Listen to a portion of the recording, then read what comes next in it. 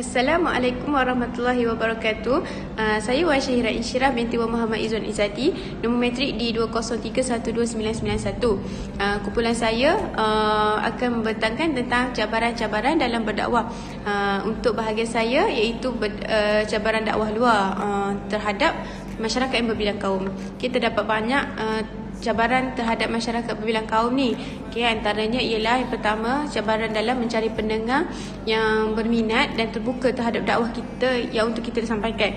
Mungkin masyarakat yang untuk kita sampaikan tu mereka tidak tertarik, atau mungkin boleh jadi mereka menolak untuk mendengarkan dakwah kerana pelbagai alasan, dari segi alasan peribadi, sosial dan budaya.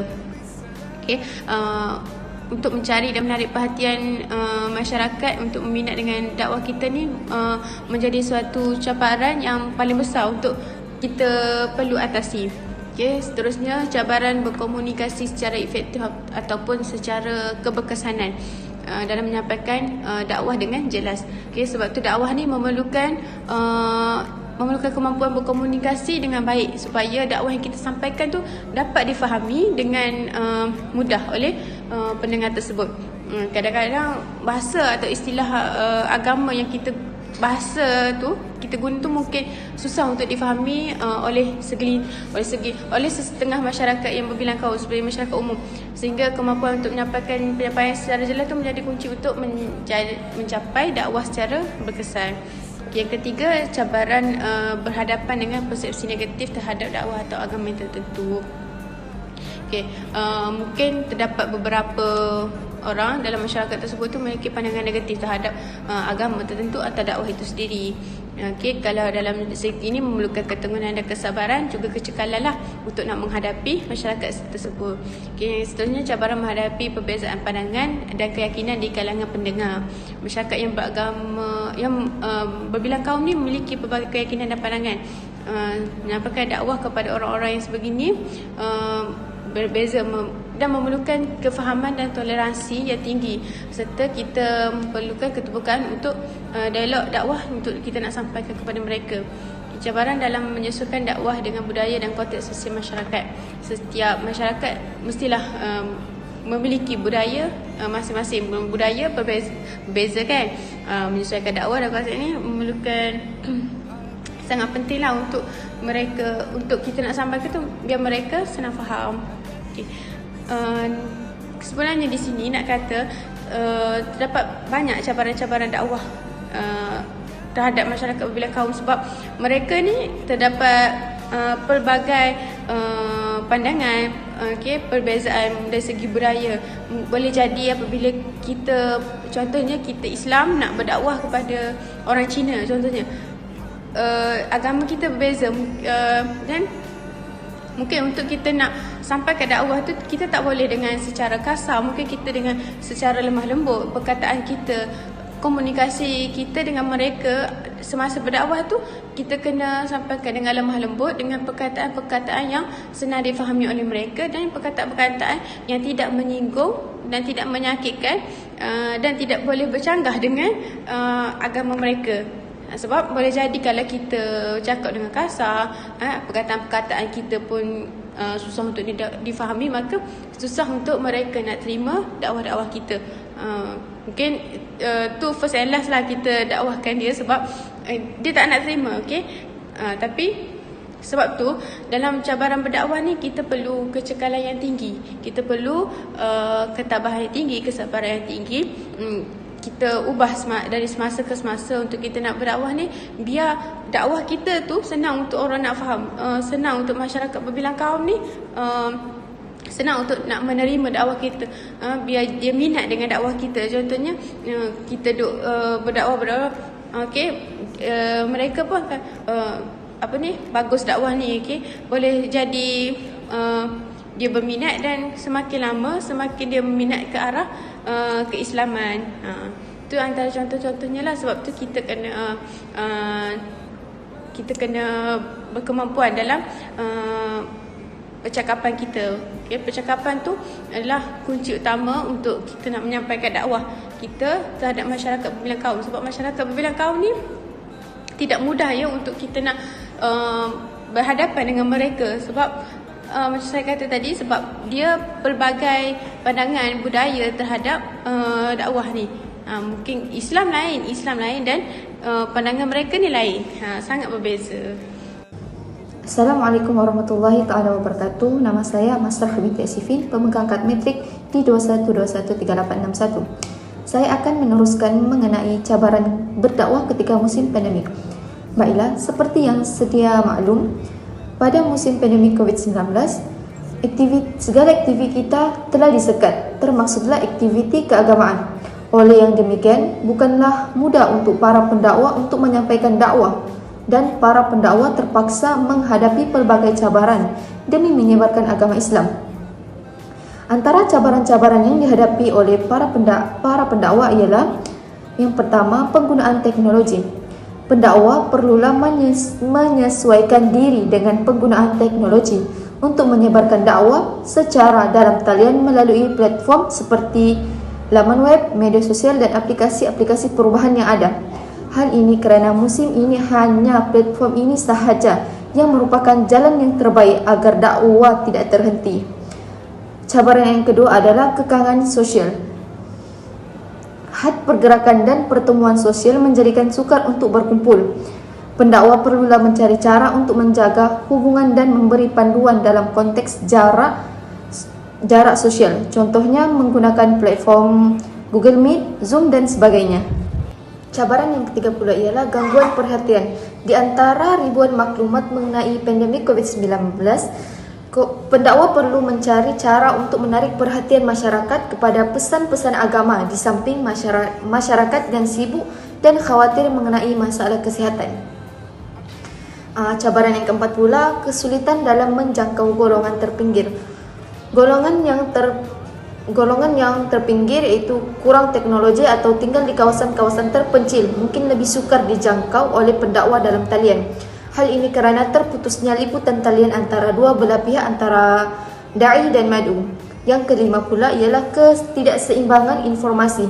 Berita palsu dan maklumat yang tidak tepat berkaitan dengan agama atau pandemik boleh menyebabkan kebingungan di antara masyarakat.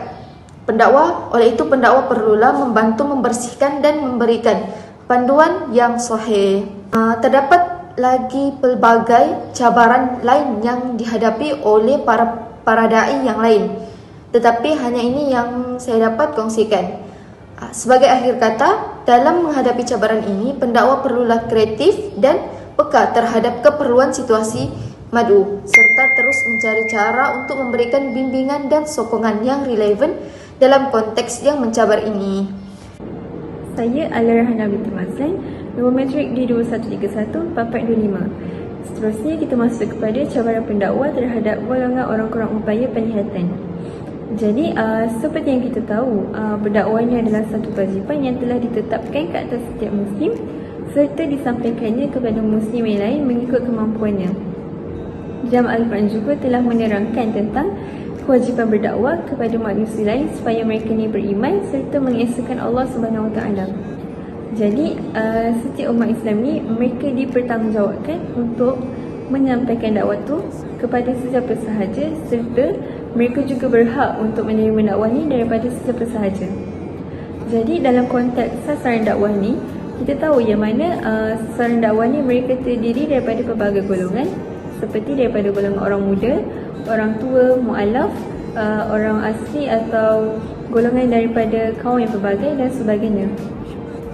Selain daripada golongan-golongan yang disebutkan tu, terdapat satu lagi golongan yang mana kebanyakan daripada hasil penelitian mendapati bahawa pendakwah ini kurang melibatkan diri mereka dengan aktiviti-aktiviti dakwah kepada golongan tersebut, iaitu golongan orang kurang upaya.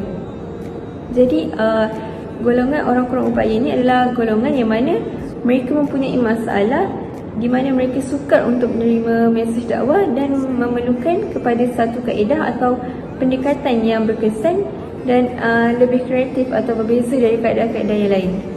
Hal ini kerana golongan orang kurang upaya ini mereka juga turut termasuk dalam mukallaf, iaitu yang dipertanggungjawabkan untuk melaksanakan perintah dan meninggalkan larangan Allah Subhanahu Wa Taala.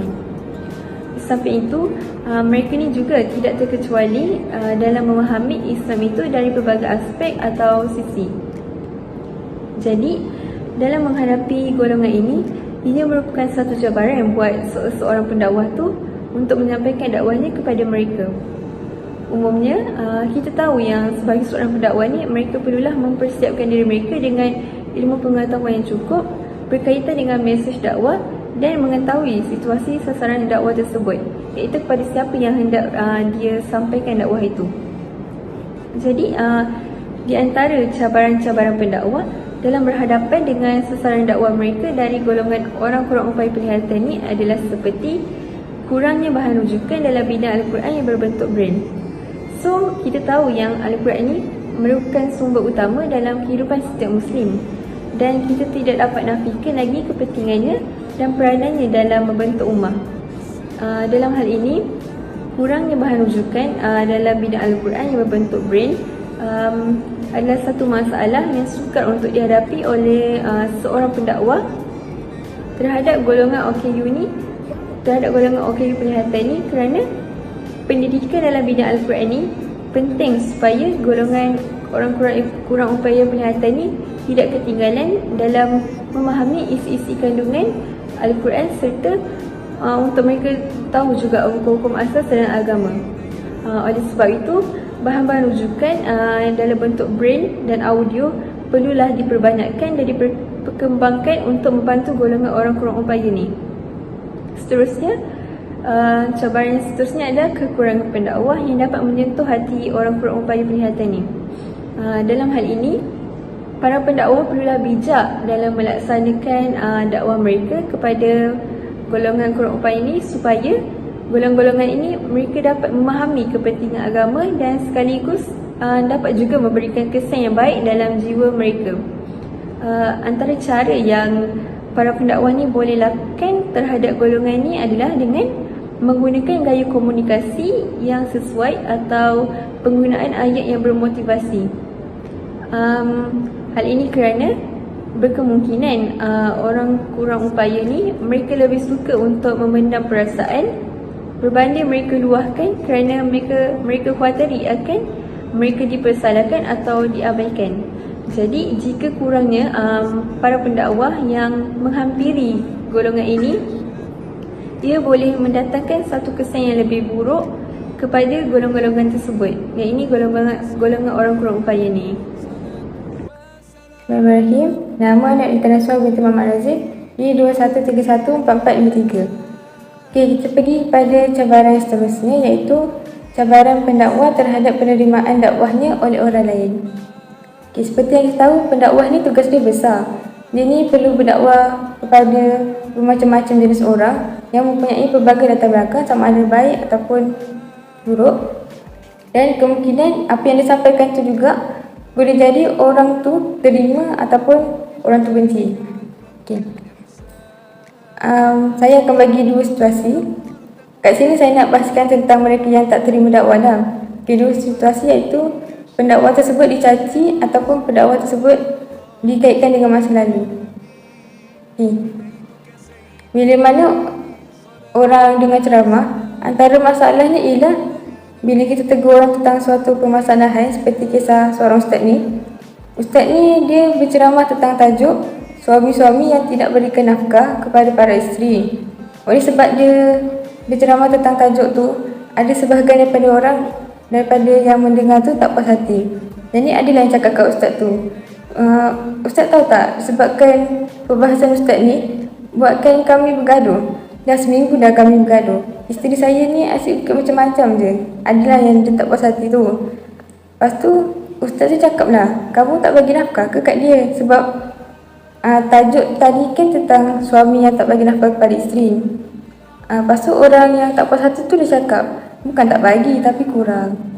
Lepas tu ada contoh lain, tajuk yang sama, yang suami tak bagi nafkah kepada isteri. Ni orang lain pula. Orang tu kata kat ustaz tu, ustaz ni fikirlah guna otak sikit sebelum nak cakap tu. Bukan semua orang berkemampuan nak bagi nafkah kat isteri. Ustaz cakap macam ni, kami dah cerai dah, siapa nak tanggung? Okay. Seterusnya yang kedua, dikaitkan dengan masa silam. Ni sebagai contoh, seorang pendakwa tu dulu mungkin dia selalu minum arak ataupun buat dosa. Lepas tu dia jadi pendakwa yang berjaya. Lepas tu tiba-tiba ada seorang kawan dia dari masa silam tu jumpalah dengan dia. Sebab dia tahulah dia punya pendakwa, jadi dia jumpa dengan dia. Dia ungkit masa silam dia dulu. Jadi kat sini saya nak cakap berdasarkan situasi tadi tu yang pendakwa dihina dengan diungkit masa silam tu, yang saya nak sampaikan adalah cabaran pendakwa tu nak hadap orang-orang yang macam tu. Jadi kat sini memanglah ada yang cakap tak payah layan orang tu, abaikan je. Tapi bagi pendakwa tu mungkin dia boleh abaikan, tapi mesti ada sikit ada simpanan hati, ataupun mestilah adalah perkataan yang orang-orang tadi cakap tu mesti dia sedih ke, kecewa ke, macam tu. Jadi kesimpulannya, walaupun pendakwa tu dah guna pelbagai metod ataupun media dakwah yang pelbagai bagi menarik minat mad'u tu, iaitu orang yang didakwa, tetap ada juga segerintir daripada mereka yang menolak dakwah tersebut dengan cara yang pelbagai. Cara pelbagai tu macam tadilah, dicaci, dihina, tak terimalah dakwah tu. Benda ni tak patut pun terjadi sebenarnya, tapi daripada zaman dulu lagi lah benda ni dah jadi, nak macam mana.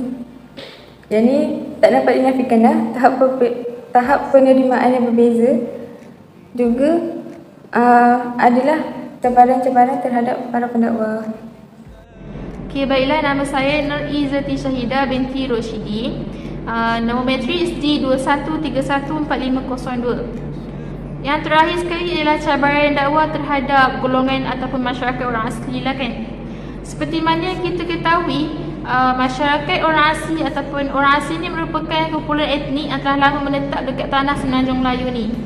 Diorang tinggal dekat kawasan pedalaman dan juga tanah yang tinggi. Okey, kat sini saya akan beritahu beberapa cabaran para pendakwa terhadap masyarakat orang asli. Yang pertamanya adalah minda tertutup masyarakat orang asli ataupun dikatakan sebagai sikap orang asli itulah. Okey, diorang ni berpegang teguh kepada kepercayaan dan juga adat resam diorang ni, adat resam zaman nenek moyang diorang.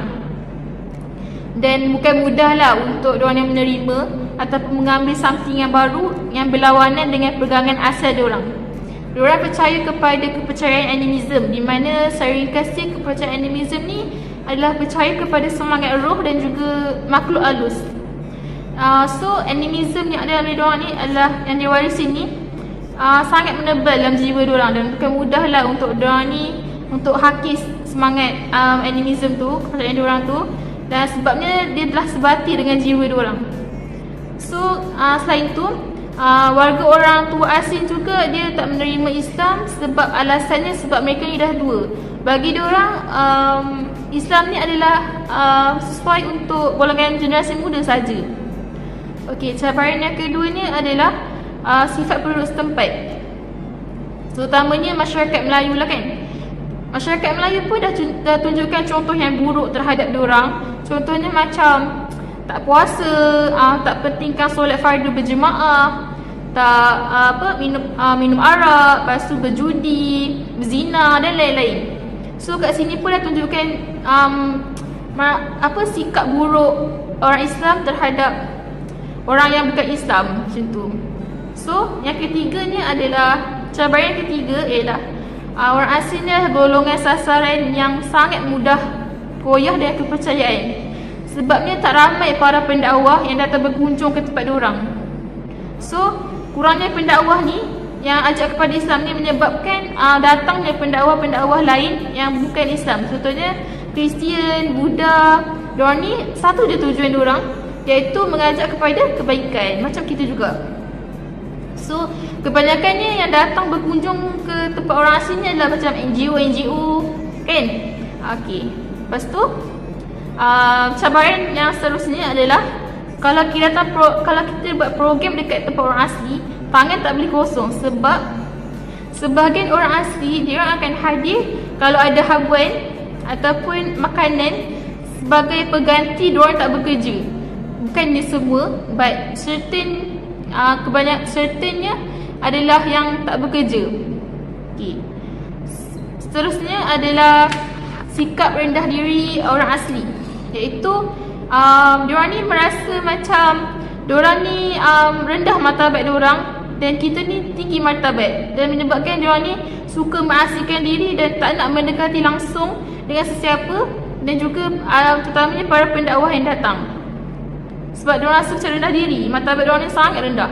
So yang datang pun, yang kalau diorang datang pun hanya remaja ataupun kanak-kanak saja yang turut serta dengan majlis tersebut, dengan majlis dalam aktiviti yang dianjurkan tu. So keadaan ini dia menyebabkan mereka ni rasa malu lah kan, rasa malu untuk bercampur gaul dengan orang lain. Sekian itu sahaja pada kumpulan kami. Sekian, terima kasih.